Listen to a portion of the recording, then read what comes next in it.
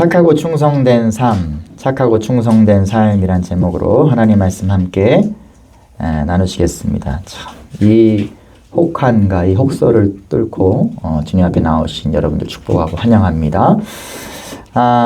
또 이렇게 멀티로 이렇게 함께 하시는 성도님들 축복하고 환영합니다. 우리 계속해서 이제 마태복음 말씀 이어나가고 있는데 오늘 25장 들어왔잖아요. 근데 이제 지난 24장의 종말에 대해서, 마지막 때에 대해서, 그러니까 이스라엘의 마지막이자 또 온 인류의 마지막 종말에 대해서 예언하시는 그 내용들이 24장 전체에 걸쳐서 나오고 있었죠.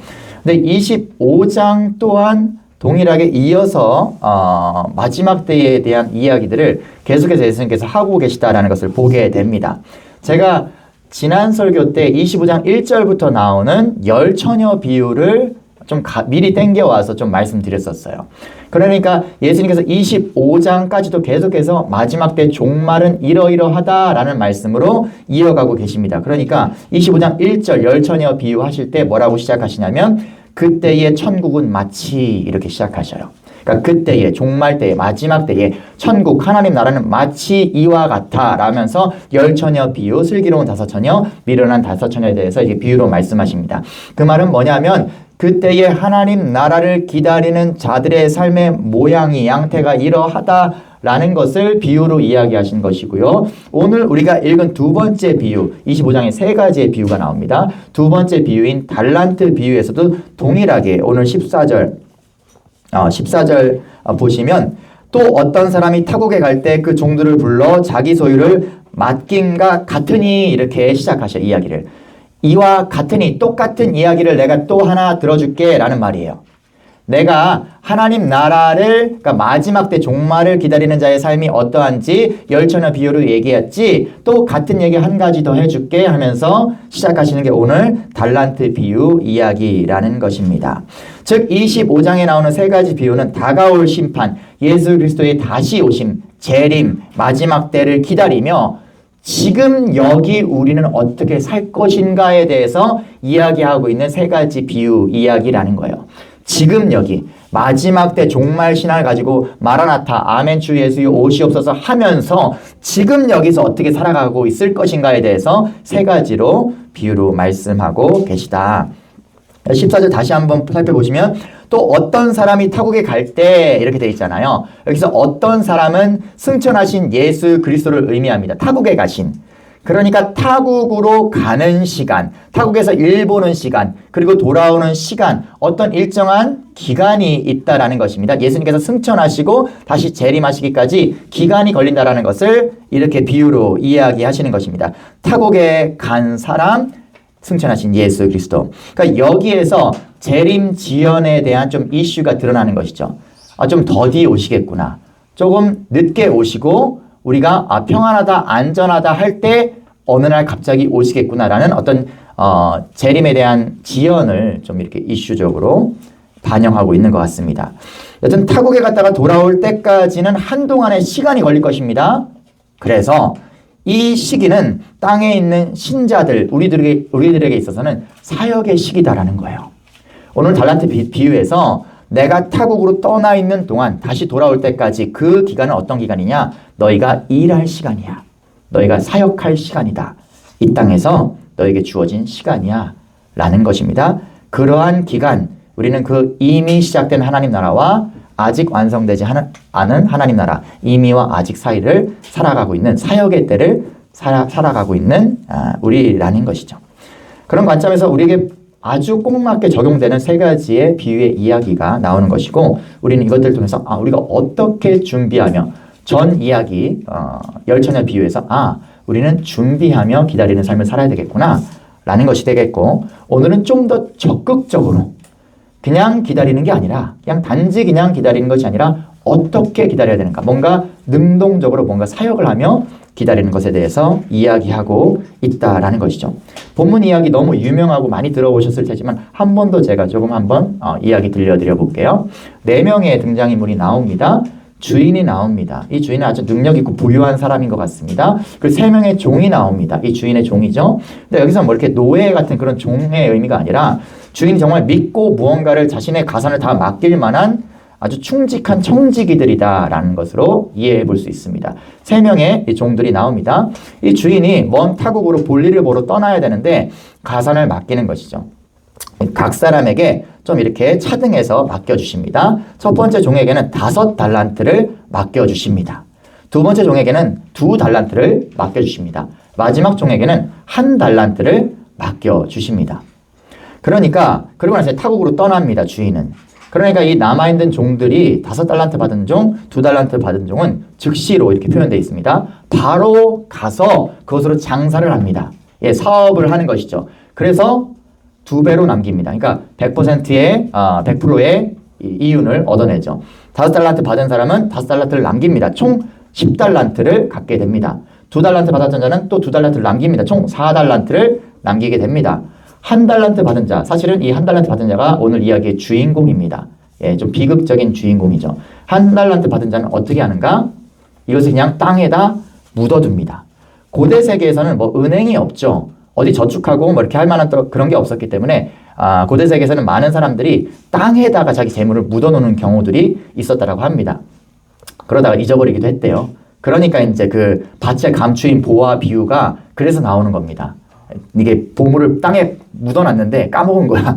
그래서 이제 소장농이 이렇게 하다가 발견하게 되는 정말 그런 일들이 있었대요. 그러니까 이 사람이 주인의 돈이잖아요. 이거를 1달란트를 그냥 그대로 땅에 묻어놔 버립니다. 근데 우리가 좀 기억해야 될 것은 아까 재림의 지연에 대한 이슈가 이 이야기 속에서 흐르고 있다는 것을 말씀드렸듯이 이 주인이요 타국으로 갔다가 하루 이틀 만에 돌아오는 게 아닙니다. 뭐 일주일짜리 코스 이런 게 아닙니다. 여러분 지난번에도 말씀드렸지만 제가 그 게시우스 플로루스라는 총독이 17달란트를 성전에서 강탈한 사건 얘기할 때 그 1달란트의 그 가치가 얼마나 큰지를 말씀드렸어요. 그러니까 고대 무게 단위라서 정밀하진 않습니다. 뭐 26kg에서 34kg 이 정도 범위로 보는데 평균 30kg로 잡자라고요. 그리고 대부분 금으로 환산합니다. 금 30kg면 지금 금값 엄청 올랐죠? 예, 지금 뭐 수십억 됩니다. 그러니까 근데 고대 세계에서의 가치로 환산해도 6천 데나리온 정도로 본다고 해요. 1달란트. 1데나리온이 일꾼의 하루 품삯입니다. 그럼 6천 데나리온이면 거의 20일 동안 숨만 쉬고 아무것도 안 쓰고 모은 돈 정도가 돼야 되는 거예요. 그러니까 보통 그냥 수억 원에서 뭐 많이 버는 사람은 뭐 수십억 이렇게 될 수가 있겠죠. 여튼간에 엄청나게 큰 돈입니다. 달란트. 근데 이 달란트를요, 5달란트 받은 자가 5달란트를 남겼다? 하루 이틀 만에 뻥튀기 주식한 게 아니잖아요. 뭐, 이거 도박한 거 아니잖아요. 사업을 해서 5달란트가 5달란트로 남겨졌다는 건 긴 기간 동안 사업을 했다라는 거예요. 그죠? 2달란트도 마찬가지고요. 그럼 이 1달란트 받은 자는 땅에 뭐 하루 이틀 혹은 일주일, 뭐 2주일 묻어놓은 게 아닙니다. 그냥 묻어놓고요, 주인이 돌아오기까지 수년 혹은 십수년 동안 그냥 탱자탱자 놀면서 자기 멋대로 살았다는 걸 시사하는 거예요. 그냥 묻어놨다가 아이고 벌써 오셨어요? 이러고 파가지고 드린 게 아니라 그냥 묻어놓고 자기 삶을 멋대로 살았다는 거예요. 청지기로서 받은 달란트를 아예 망각하고 자기 멋대로 자기 삶을 살았다라는 이해를 가지셔야 되는 것입니다. 그래서 결과가 어떻게 됩니까? 주인이 돌아왔어요. 결국은 정산을 합니다. 5달란트, 2달란트 받은 종들에게 말씀하십니다. 어디 있니? 그러니까 5달란트를 받았던 종이요. 제가 다시 5달란트를 남겼나이다. 여기 주인의 것이 여기에 있습니다. 줍니다. 2달란트 받은 자도 동일하게 제가 2달란트를 또 남겼습니다. 여기 주인의 것이 있습니다. 돌려드리죠. 그러니까 주인이 뭐라고 합니까? 잘하였다. 착하고 충성된 종아. 그래요. 착하다. 충성되다. 2가지로. 잘했어. 착하고 충성된 종아. 네가 적은 일에 충성하였으니. 이거 정말 내가 너에게 맡긴 거 적은 거였는데 별거 아닌 건데 네가 이것에 충성하였으니 내가 더 많은 것으로 너에게 맡길 거야. 야, 주인의 이 기쁨의 잔치에 너희가 참여해라 라고 축복하시고 칭찬하시는 내용이 나오는 것이죠. 1달란트 받은 자가 주인이시여 당신 거 여기 있습니다. 제가 고스란히 땅에다 묻어놔가지고 아무 손해도 없이 잘 이렇게 감춰져 있던 거 여기 당신의 것이 여기 있나이다. 가져가소서. 이러면서 마치 주인과 자기가 상관없는 것처럼 표현해요. 여기 당신의 것 여기 있습니다. 가져가세요. 라고 1달란트 받은 종이 이야기합니다. 그러다 주인이 말합니다. 악하고 게으른 종아. 악하다. 게으르다. 이 무익한 종을 바깥 어두운 데 또 쫓아내버려라. 거기서 슬피 울며 이를 갈리라. 이거는 구원에서 파선한 저주받은 지옥 백성들에게 줄곧 선언하시는 그런 관용적인 표현이에요. 바깥 어두운 데서 슬피 울며 이를 갈리라. 그러니까 구원에서 파선된 한 저주받은 인생으로 표현되고 있는 것입니다. 악하고 게으른 종. 자, 이게 이야기의 전말입니다. 이야기 잘, 어렵지 않은 이야기 잘 이해되시죠? 자, 오늘 본문에서 그러니까 달란트 비유라고 이제 이 이야기를 흔히 표현합니다. 달란트. 오늘날에 그 탤런트라는 영어 단어가 있죠. 그 어원이 되는 이제 말입니다. 고대 세계에서 이제 탈란톤 이런 이제 헬라어를 씁니다. 고대 세계 무게 단위이기도 하고 화폐 단위이기도 했습니다. 탈란톤. 여기서 이제 오늘날 탤런트, 재능, 어떤 그런 걸 의미하는 단어인 탤런트가 거기서 파생된 것이죠. 재주, 타고난 재능, 장기 이런 걸 말할 때 탤런트 합니다. 아메리칸 갓 탤런트 거기 가면은 정말 신기하고 정말 보통 사람들이 도저히 흉내도 못 낼 그런 재능 가진 사람들이 나와가지고 막 이렇게 공연하면서 이렇게 심사받고 올라가고 이런 거 저도 본 적이 있는데 그런 게 바로 탤런트죠. 그래서 오늘 본문에 등장하는 이 탤런트. 그럼 15절의 말씀을 다시 한번 이 15절, 14절, 15절 제가 담았나? 안 담았네? 자, 15절의 말씀을 보시면 뭐라고 시작되냐면 각각 그 재능대로 라고 말씀하셔요. 그러니까 3명의 종이 있는데 각각 그들의 재능대로 달란트를 한 명에는 5달란트, 한 명에는 2달란트, 한 명에는 1달란트 주셨다라는 거예요. 재능대로. 그러면은 조금 말이 조금 이상한 느낌이 들어요. 그 재능대로 재능을 맡기셨다. 약간 그런 느낌이 들거든요. 그러니까 그들의 재능대로 달란트를 맡기셨다. 그들의 재능대로 현대적인 의미로 다시 환산하면 재능대로 재능을 맡기셨다. 조금 말이 이상한 것 같아요. 그러니까 재주는 어떤 탤런트 혹은 기프트라고도 표현합니다. 그러니까 그들이 가진 탤런트, 기프트대로 또 탤런트와 기프트를 맡기셨다? 좀 이상하잖아요. 그럼 그렇게 이해하자면 그들이 재능이 좋아서 남들보다 무언가 보통 이상으로 잘하는 재주와 능력이 있어서 그들에게 얘는 좀 재주가 좀 특출나구나. 5달란트를 맡기고 너는 정말 훌륭하다. 2달란트 맡기고 야 너는 좀 안 되겠다. 너는 1달란트 맡기고 요런 거라면 조금 이거는 불공평한 느낌이 들기도 하고 야 하나님께서는 야 남들보다 뭔가 뛰어난 재주가 있어야지 많이 주시는구나. 나는 재주가 없어가지고 하나님이 찌뿔도 안 주시는구나. 야 이런 빈익빈 무익부 그러면서 원망불평할 수도 있을 것 같습니다. 그러나 그런 오해는 하지 않으셨으면 좋겠어요. 그런 의미가 아니라는 것이죠. 15절에 재능이라는 단어는 사실 한글 번역본이 좀 번역이 아쉬워요. 원래는 이제 두나미스라고 하는 헬라어 단어를 씁니다. 두나미스. 이건 그냥 능력이에요. 능력치. 두나미스. 이게 다이너마이트의 어원이거든요. 두나미스. 그러니까 능력치, 폭발물, 다이너마이트. 그 어원이 두나미스입니다. 그냥 능력치를 말하는 거예요. 그래서 영어 성경은 그대로 번역합니다. 어빌리티를 쓴다던가 캐패시티를 써요.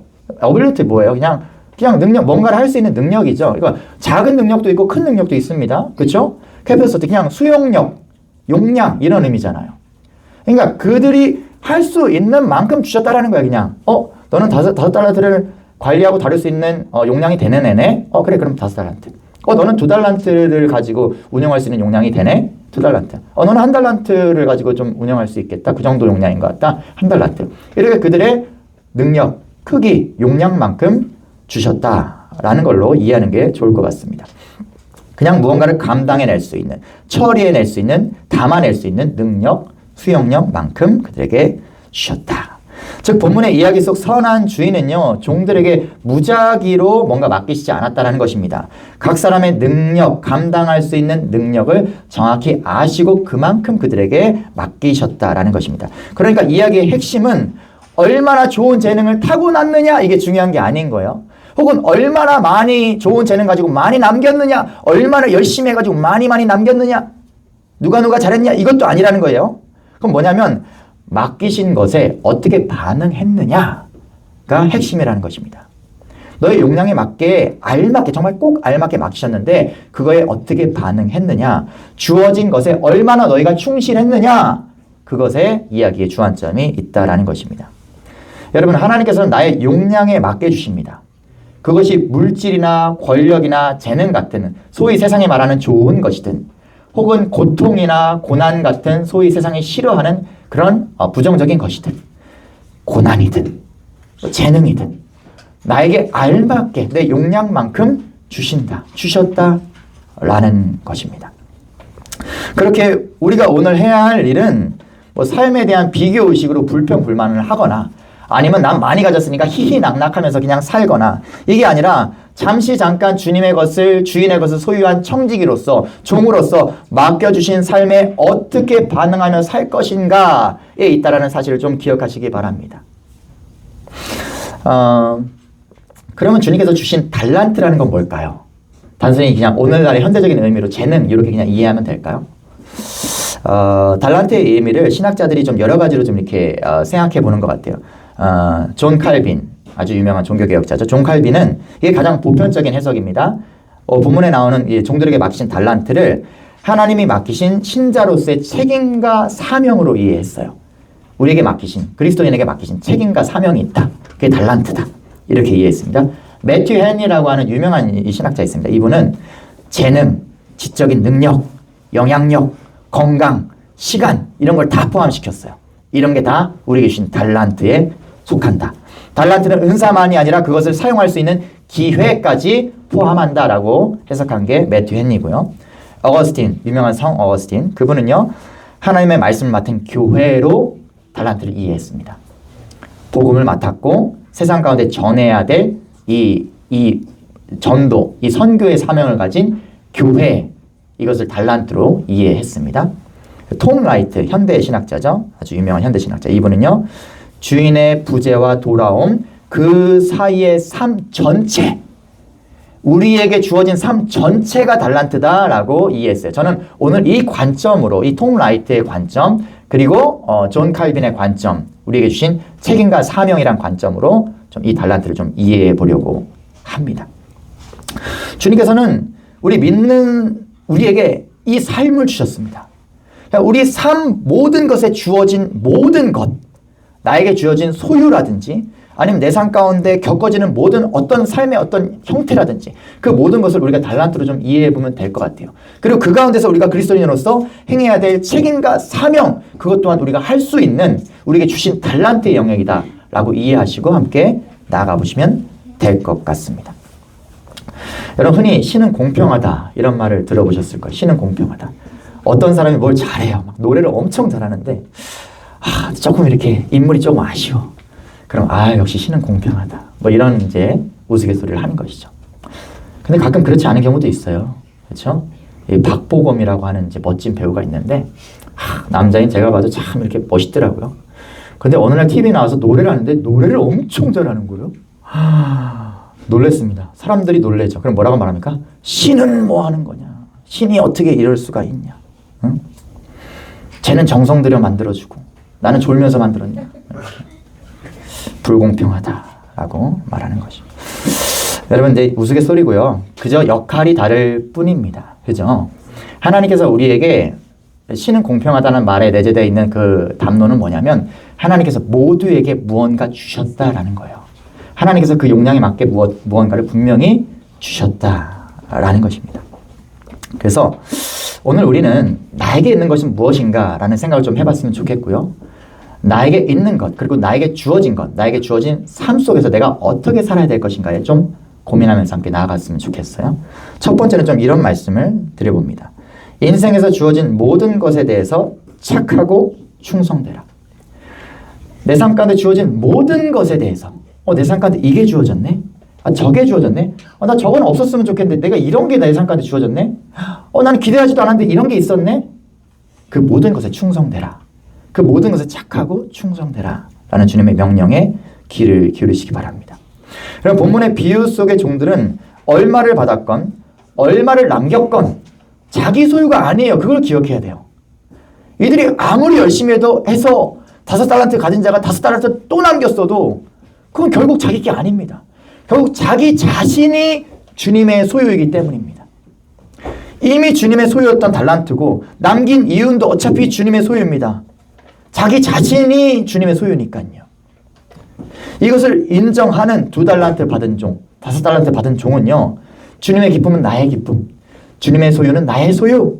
그래서 그 안에서 담대할 수 있었습니다. 담대하게 장사할 수 있었습니다. 왜요? 말아먹어도 망해도 주님 거니까요. 담대하게 장사할 수 있는 거예요. 주님 거니까. 그리고 혹은 잘 된다고 혼자 비행기 타지도 않습니다. 교만해지지도 않습니다. 왜요? 어차피 주님 거니까요. 내 거 아니니까요. 그러나 이것을 인정하지 않은, 주님의 것이다 라는 것을 인정하지 않는 1달란트 받은 종은 주인의 소유가 늘어나건 말건 난 주인과 상관없어 하고 등 돌려버리는 것이죠. 그냥 달란트 묻어버리는 것이죠. 이것은 자신이 주인의 종 되었음을 망각하는 행위인 것입니다. 내가 종이라는 사실을, 내가 주님께 이 달란트를 청지기로서 나에게 맡겨졌다. 나에게 이것을 관리하고 돌볼 책무가 있다라는 그 종된 사실을 망각한 삶이었다라는 것입니다. 여러분, 우리가 살아가는 인생 가운데 주어진 모든 것은요, 단지 주인이 맡겨두신 거라는 사실을 기억하시기 바랍니다. 내 삶 가운데 그냥 맡겨주신 거예요. 맡겨주신 거. 그러니까 버겁다고 부담 가지실 필요도 없고요. 뭐 잘 안 된다고 원망 불평하실 것도 없고요. 혹은 잘 된다고 막 비행기 타고 교만해질 것도 없는 것입니다. 그냥 늘 주인을 기억하는 것이, 주님 오실 날을 기억하면서 그냥 충성되게 살아가는 것입니다. 나는 주님의 종, 내게 있는 모든 것은 주님이 주신 것, 나 쓰라고 주신 게 아니라 맡겨주신 것, 그리고 결국은 정산하실 것을 기억하며 살아가는 것이죠.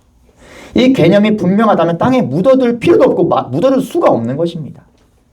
인생을 허랑방탕하게 살 수가 없는 것입니다. 그냥 하루하루를 인생의 조류 속에 맡겨놓고 그냥 그렇게 살아갈 수가 없는 것이죠.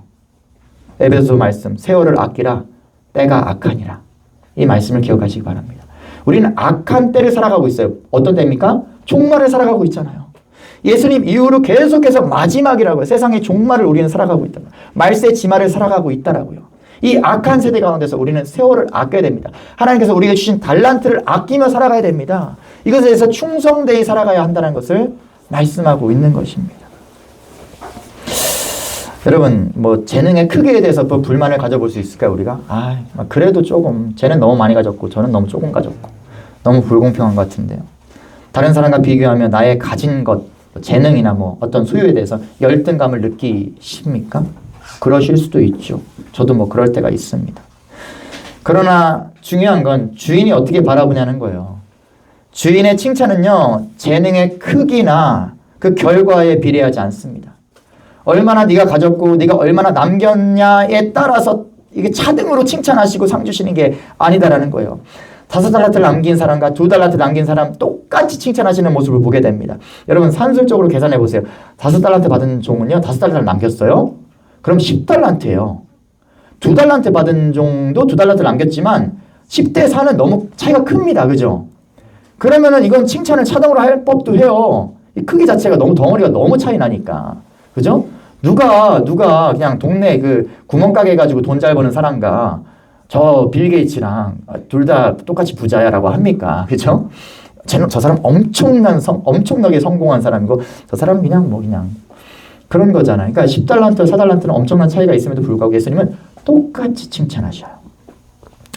주인에게 훨씬 많은 이윤을 남겼고 더 칭찬받아 마땅한 사람은 10달란트 남긴 사람인데 똑같이 잘하였다. 착하고 충성된 종아, 네가 주인의 기쁨에 참여할지어다. 똑같이 칭찬하시고 똑같이 축복하십니다. 그러니까 나에게 주신 것에 대해서 그저 기쁨으로 반응하며 살면 된다라는 거예요. 그저 기쁨으로 반응하며 살면 얼마를 가졌든 얼마를 남겼든 주님께서 똑같이 너무 귀하고 사랑스러운 내 자녀다라며 기뻐하신다라는 것입니다. 여러분, 그렇다면 내가 가진 것이 작은 것일지라도 내 소유가, 내 능력이 작을지라도 어떻게 사용할지에만 주목하면 될 것 같아요. 오늘 본문 뒤에 심판의 메시지와 좀 문맥적으로 연결시켰으면 좋겠어요. 우리 다 지금 이 십과를 나가고 있잖아요. 우리가 지금 십과 2번째 챕터에서 나오고 있는 본문이 바로 마지막에 나오는 비유 이야기입니다. 예수님께서 다시 이제 재림하셔가지고 정말 이제 마지막 심판을 하실 때 양과 염소 왼쪽과 오른쪽으로 쫙 방갈라 나누십니다. 모든 인류를요. 그리고 심판하시는 장면이 나오는데 마치 이 심판하시는 내용이 뭔가 이웃에게 선행을 하고 착한 일한 사람들을 구원하시는 것처럼 그렇게 좀 묘사되고 있다라는 것입니다. 지극히 작은 자 하나에게 한 것이 곧 나에게 한 거야 라는 말씀으로 이들을 칭찬하시고, 지극히 작은 자 하나에게 하지 않은 것이 곧 나에게 하지 않은 거야 라고 말씀하십니다.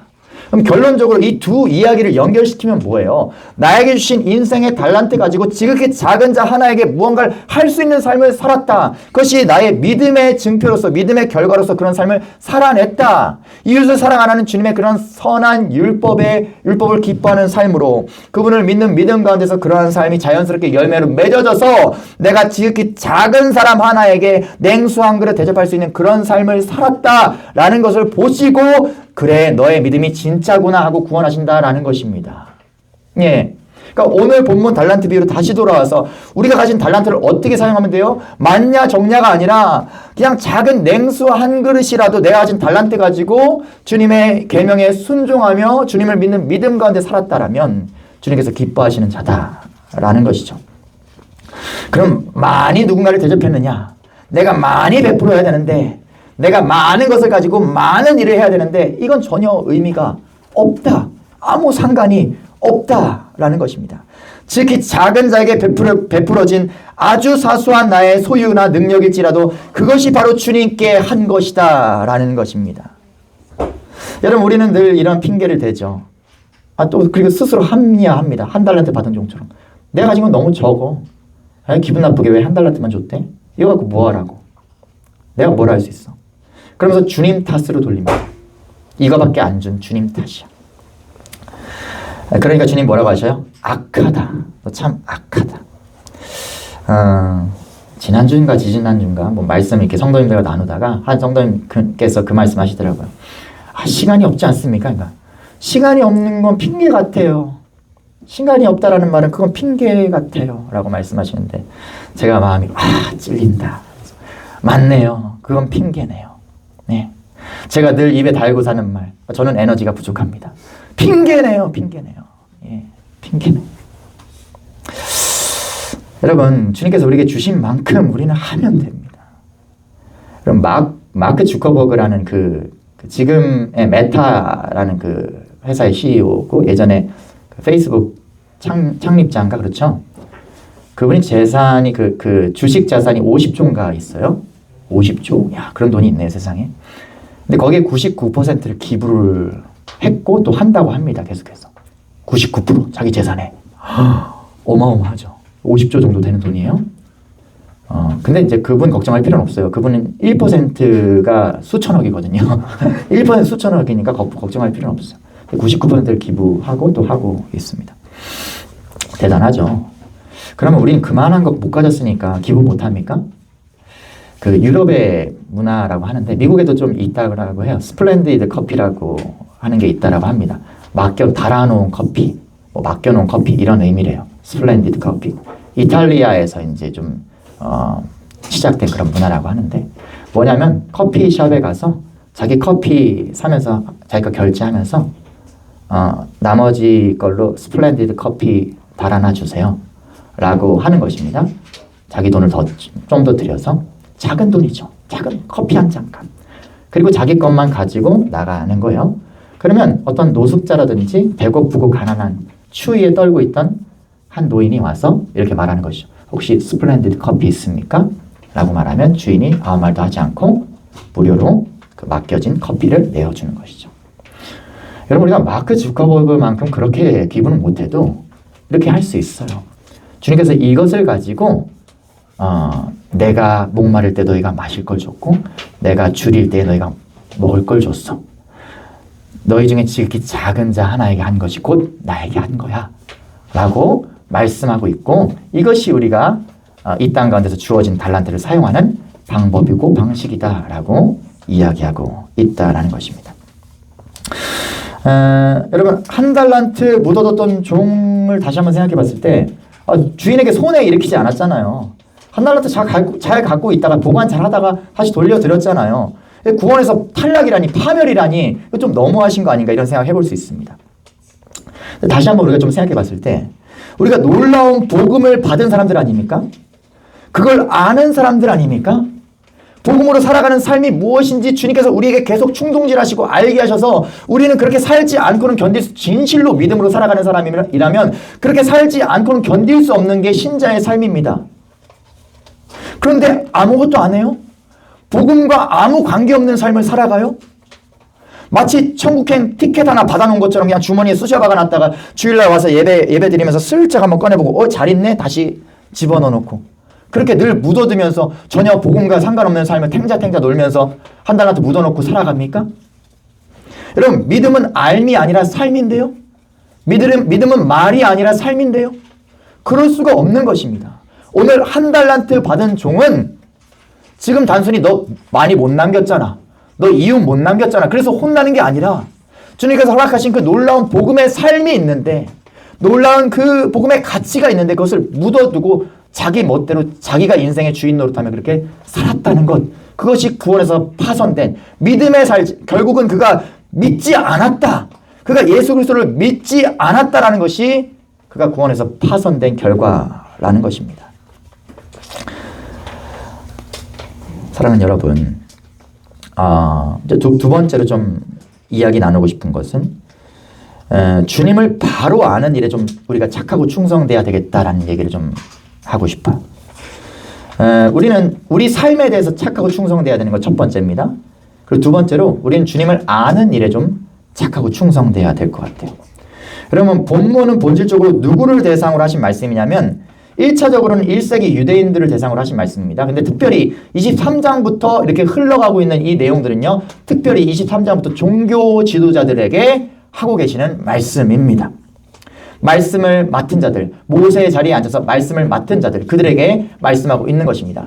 오늘날 우리로 치면 굳이 저 같은 목회자만을 대상으로 하지 마시고 예수 그리스도의 복음을 받은 사람들, 그 복음의 가치를 알고 아는 사람들, 하나님을 아는 사람들, 그 사람들에게 하고 계시는 말씀입니다.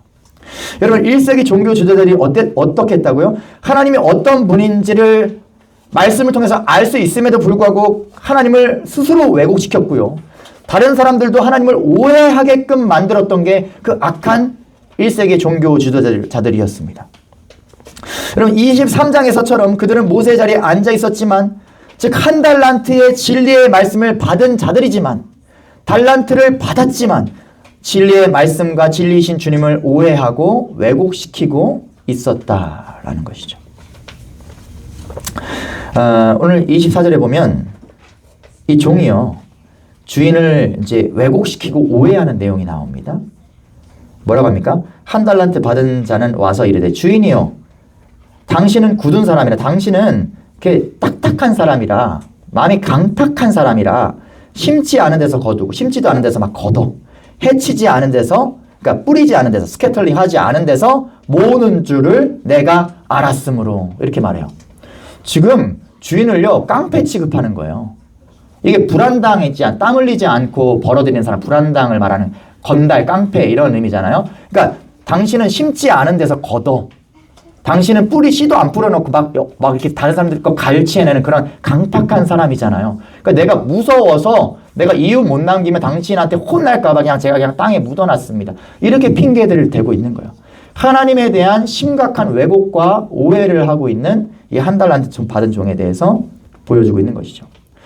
하나님은 노력도 하지 않고 이익만 바라는 사람이다, 이렇게 표현하는 거예요. 주인, 당신은 이렇게 돈에 눈먼 사람 아닙니까? 그러니까 사업하다가 내가 본전까지 까먹으면 혼날 텐데, 그러니까 그냥 땅에 묻어두는 게 낫다라고 제가 생각했던 겁니다. 주인을 완전히 왜곡시키는 거죠. 주인을 몰라도 너무 모르고 있습니다. 그 주인은요, 우리가 앞서 본 2달란트 받은 종, 5달란트 받은 종에 대한 그 내용에서처럼 주인은요, 능력에 따라서 차별하는 분도 아니고요, 이윤을 많이 남긴 종을 더 칭찬하는 분도 아닙니다. 그저 착하고 충성된 삶을 살기를, 아니 그렇게 살아낼 때까지 기다려주시는 분이, 먼 타국에서 저들이 결국은 끝끝내 그 일을 이루기를, 그 삶을 살아내기를 기다리고 계시는 분이 우리 주인이시다, 주님이시다, 예수님이시다라는 것입니다. 여러분, 우리 예수님께서 이런 표현을 하십니다. 포도원 주인이, 야, 포도원에 있는 저 무화과 나무들이 좀 있는데 열매를 3년 동안 내가 기다리고 있는데 열매 하나를 못 맺네? 포도원 지기이신 예수님께 이렇게 말씀하십니다. 이 포도원 주인은 하나님을 의미합니다. 성부 하나님. 그리고 포도원 지기는 예수님을 의미합니다. 포도원 지기요, 저 무화과 나무 찍어내버리라. 아이, 굳이 땅만 차지하고 땅의 영양분만 빨아먹고 아무 열매도 못 맺고 있으니 그냥 쓸데없다. 찍어내버려서 불태워버려라 라고 말씀하십니다. 그러자 포도원 지기께서, 우리 주님께서 뭐라고 말씀하시냐면, 주인이요, 올해도 그대로 두소서. 올해도 그냥 두소서. 내가 두루파고 걸음을 줄이니 열매를 맺으면 좋겠거니와. 이렇게 말씀하셔요.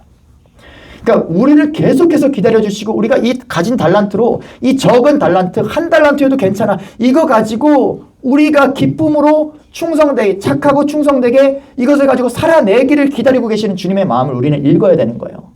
두루파고 걸음을 주면서 계속해서 올해만 좀 참으소서. 이거는 올해만이 아니, 계속 매년 그러시는 거예요. 매년 올해만 참으소서, 올해만 참으소서. 왜 주님의 종말이 계속 유보되고 있을까요? 계속해서 참아주고 계시는 거예요. 계속해서 한 사람이라도 더 구원받기를, 주님의 자녀 되기를, 복음을 깨닫고 복음으로 살아내기를 기다리고 계시는 주님의 마음이라는 것입니다. 사랑하는 여러분, 우리 가운데도 우리 주님을 멋대로 그냥 이렇게 왜곡시켜버리고, 우리 주님이 멋대로 기준을 정하고 멋대로 심판하시는 그런 두렵고 강팍한 대상으로 그렇게 우리 마음대로 오해하여 주님이 주신 달란트를 땅에 묻어두고 있는 그런 모습은 우리 가운데 없습니까? 스스로 좀 우리가 돌아봤으면 좋겠고 기억했으면 좋겠습니다. 아직 내가 복음이 뭔지, 내가 과연 달란트를 받은지도 좀 모르겠다라는 분도 계실 수 있어요. 예, 이해합니다. 그렇다면 그 달란트가 무엇인지를 우리는 좀 더 계속해서 알아가기 위해 좀 힘써야 될 것 같고요. 그리고 내가 달란트를 받은 사람이라는 확신이 있다면 과연 내가 그 달란트를 가지고 살아가고 있는가, 그 달란트를 사용하며 살아가고 있는가를 좀 생각하시면서 주님께서 계속 이렇게 먼 발제 창문 너머로 이렇게 얘가 좀 했으면 좋겠는데 이렇게 바라보고 계신 우리 주님의 마음 기억하시면서 그 삶을 살아내시는 저 여러분 되길 축원드립니다. 예수님께서 계속해서 이 비유에 말씀하시면서 말씀하시는 그 마지막 결론은 그래요. 그런즉 깨어있으라 그러죠. 그런즉 깨어있으라. 그날과 그 시는 너희가 알 수 없다. 그런즉 깨어있으라. Get ready 하라라는 것이죠. Get ready 하고 있어라. 우리가 받은 달란트에 대해서, 맡겨진 달란트를 선히 사용할 수 있는 기회의 기간으로 지금 계속해서 시간이 흘러가고 있습니다. 주님께서는 이 시간을 우리가 선용하기를 간절히 바라고 계십니다. 그렇게 살아갈 수 있는 우리 되길 바랍니다. 함께 찬양으로 결단하시겠습니다. 나 가진 재물 없으나, 예, 나 가진 재물도 없고 가진 지식도 없고 남에게 있는 건강도 없지만 나 남이 없는 것이 있습니다. 그게 뭘까요? 찬양으로 한번 가사를 생각하면서 고백하시겠습니다.